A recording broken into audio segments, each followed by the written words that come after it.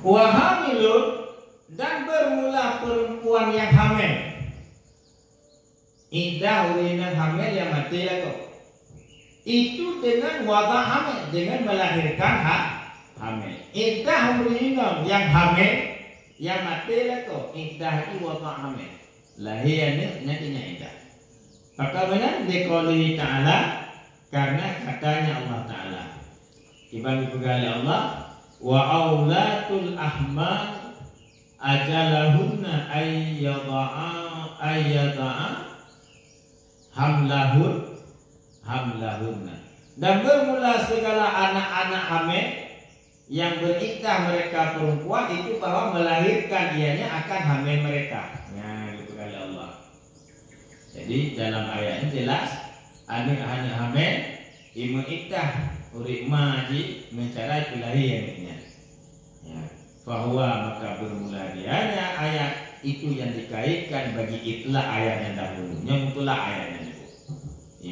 Ayatnya mutlak mengkait dengan ayat itu. Ya. Bisyarti hisabit dengan syaratnya yang dahulu. Syaratnya lagi awal sih min intisali kulli, daripada berpisah tiap-tiapnya anak. Daripada berpisah tiap-tiapnya anak. Menat habis lahirnya, habis lah iddah. Anak payah ayat prelim ada. Dia mengkahwin dulu ni. Itu kerana itu lain. Mana lahirnya?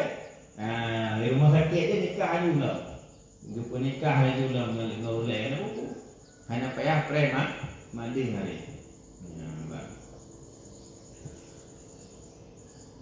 Menasab anak dan bermula nasabnya anak itu kepada yang mempunyai iddah. Nasab anak sopo iddahnya, yaitu ayah itu si Ma'un itu. Kata nasab anak wa ke si Ma'un. Sopo anaknya. Yang po iddahnya tu yang po anak, yang nasab anak.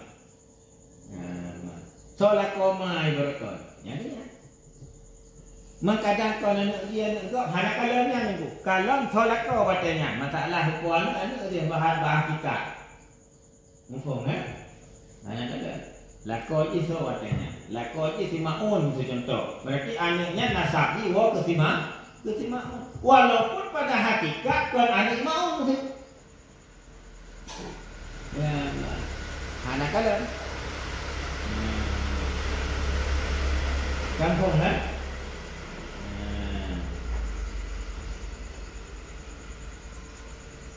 walau ihtimalan, walaupun ianya anak itu ihtimal, walaupun anaknya ihtimal tu dia. Contoh ihtimal seperti yang sudah dinafikan dengan li'an. Lagi anak yang kait penafi dengan li'annya ihtimal punya anak itu bukan tetap iddah ji lagi kan. Lahir anak dan nasabi wa kepada piagam yang po iddahnya iaitu lakoi. Kamu